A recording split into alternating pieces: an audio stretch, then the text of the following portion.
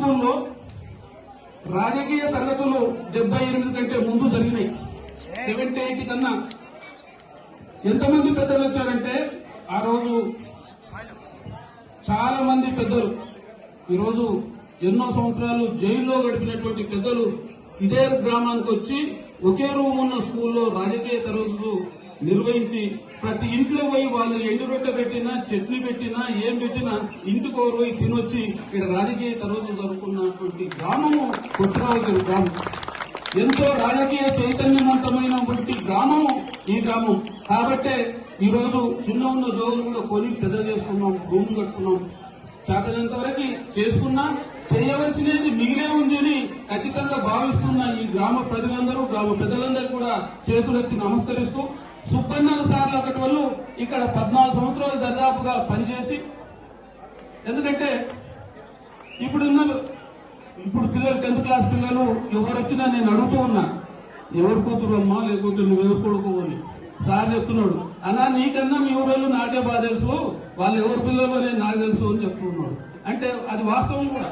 ఎందుకంటే వాళ్ళతో ఉన్న మీ సాన్నిధ్యం కానీ ఎక్కువ రోజులు ఇక్కడ ఉండడం కానీ మా ఊర్లో ఉన్న ఈ పిల్లల విషయంలో మీకు తెలిసినంత మాకు తెలియదని సగర్వంగా చెబుతూ, మీరు చేసిన ఇక్కడ సర్వీస్ కి ఈ ఊరంతా గౌరవిస్తుంది. కాబట్టి ఇట్లా కార్యక్రమం ఉంది అంటే నాకు ఏ పనులున్నా నేను ఖచ్చితంగా 2 గంటలకు వస్తాను. సార్ చెప్పినా 2 గంటల ఇంటికి రాగలిగినా.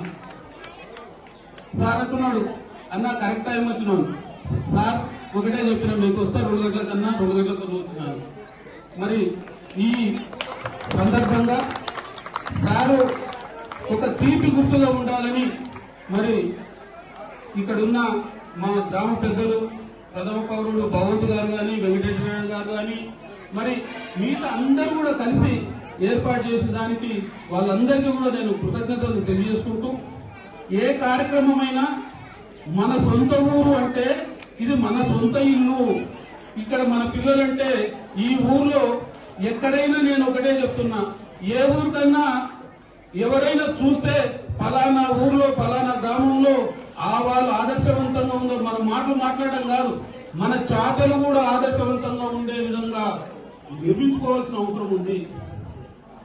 రావచోట్ల సీసీ రోడ్లు బాగున్నాయి, మంచినీళ్ళు 24, ఈ మాట ఈ రోజు కాదు, 15-20 ఏళ్ల మాట, నీళ్లు 24 గంటలు వస్తాయి, కరెంటు బాగా వస్తుంది. ఇవన్నీ ఒకటే కాదు, వాటన్నిటికన్నా ముఖ్యమైనది విద్య.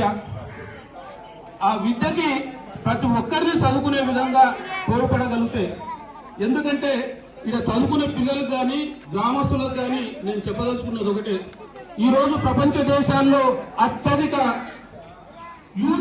యువకులు ఉన్న దేశము భారతదేశం. మీరు ఒకటే ఆలోచన చేయాలా, ఈ రోజు జపాన్ మనకన్నా అభివృద్ధి చెందిన దేశమైనా ఈ రోజు పిల్లలు యువకులు లేరు, ముసలోళ్ళు 90 ఏళ్ళు 110 ఏళ్ళు బతుకుతున్నారు. వాళ్ళు పనిచేయలేని పరిస్థితి, ప్రొడక్టివిటీ తగ్గిపోయి ప్రపంచ దేశాల్లో వాళ్ళ గ్రాఫ్ తగ్గుతుంది. కానీ భారతదేశంలో యువత, అత్యధిక యువత ఉన్న దేశము ఈ ప్రపంచంలోనే భారతదేశం ఉంది. అంటే మన అభివృద్ధికి ఎంతో మెట్టు అడుగులు వేయాలంటే ఈ యువత చైతన్యవంతమైన యువతగా మారి చదువులో గాని చేసే పనులో గాని చైతన్యవంతమైనటువంటి యువత అయి ఉంటేనే భారతదేశ భవిష్యత్తు బంగారు భవిష్యత్తు అయితే తప్ప, లేకపోతే మనది కూడా వెనుకబడిన దేశంగాను చాలా దేశాలు ఉన్నాయి. ఆ రకంగా వెనుకబడిపోవడానికి చాలా అవకాశం ఉంది. వీళ్ళు అన్ని రకాలుగా యువతని మనం తయారు చేసుకోవాలి, అన్ని విధాలుగా కట్టుబాట్లు చేసుకొని మనమందరం గ్రామ పెద్దలు నిలబడితేనే వీళ్ళకి అన్ని రకాల అవకాశాలు వస్తాయి. ఈ ఊరు ఒక వ్యక్తి ఆ గ్రామంలో చదువుకొని బాగైతే ఆ కుటుంబం బాగుపడుతుంది. అట్లాగే ఆ ఊర్లో ఒక సంవత్సరానికి 20 మంది ఉద్యోగస్తులైతే ఆ ఊరు బాగుపడుతుంది. అట్లాగే మండలం గాని, తాలూకా గాని, రాష్ట్రం గాని, దేశం గాని బాగుపడాలంటే మనకి చదువుకుంటే ఉన్న అవకాశాలను యువతకి చెప్పవలసిన అవసరం ఉంది, వాళ్ళకు బోధించాల్సిన అవసరం ఉంది, క్రమశిక్షణగా లోబెట్టుకొని ఉండాల్సిన అవసరం ఉంది. అదంతా కూడా గ్రామ పెద్దల మీద, ఇంటి పెద్దల మీద ఆధారపడి ఉందన్న విషయాన్ని మనం మర్చిపోకూడదు.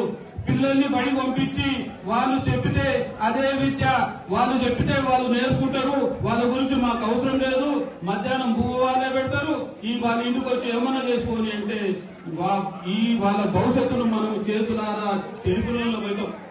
ఒకప్పుడు టీవీలు లేవు, ఫోన్లు లేవు, చూసుకునే విధానం లేదు, చదువుకుంటే నిష్టగా చదువుకునే అవకాశం ఉండే.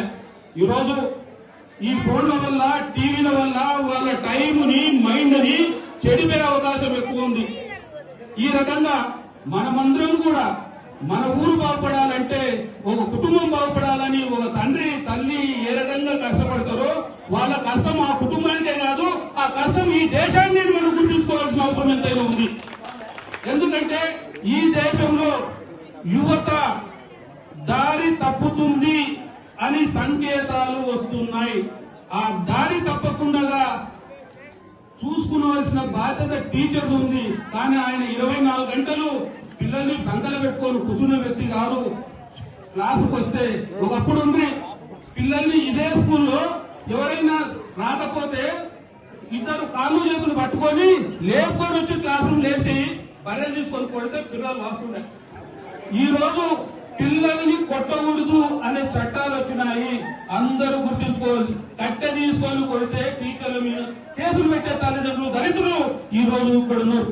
వాళ్ళకి ఎవరి మీద కోపం ఉండదమ్మా. తల్లిదండ్రులకు కానీ ఎవరికైనా నేను చెప్పేదేమంటే, టీచర్లకి పిల్లల్ని దండించాలనే ఆలోచన ఉండదు, పిల్లల్ని క్రమశిక్షణలో ఉంచాలనేటువంటి ఆలోచన తప్ప ఇంకో మార్గాన ఎవరిని చేసే అవసరం వాళ్ళకు ఉండదు. కానీ దానిని కూడా మనం గ్రహించి టీచర్లకు తోడ్పాడిచ్చి, ఎందుకంటే వాళ్ళకి మనము సహకారం ఇచ్చి మనము గౌరవించి మనము ఉంచుకుంటే దానివల్ల మన పిల్లలు బాగుపడతారు, దానివల్ల మన ఊరు బాగుపడుతుంది, దానివల్ల మనము కూడా బాగుపడతాము అనే విషయాన్ని మర్చిపోకుండా మనము, ఎందుకంటే ఈరోజు గురువులు అన్నారు, మనకు విద్య నేర్పేటోళ్ళు పిల్లలు నేర్పుతారు. నాకేం ఆయన గురువు అయితే కాదు, గురువు ఎప్పుడైనా ఎవరికైనా గురువే. గురువుని గురువులానే గుర్తిద్దాం. అందుకోసమే ఈ అవకాశాన్ని మీరందరూ నిర్వహించినందుకు, ఇంత మంచిగా చేసినందుకు సార్కి, మరి సారు సతీమణికి మరి పేరున మీరు చేసిన అందరికీ నమస్కరించి, ఇటువంటి అవకాశాన్ని మార్చడం, ఇంతవరకు వచ్చిన కొన్ని లోటుపాట్లు గాని అవకాశాలు గాని లేకుండొచ్చు.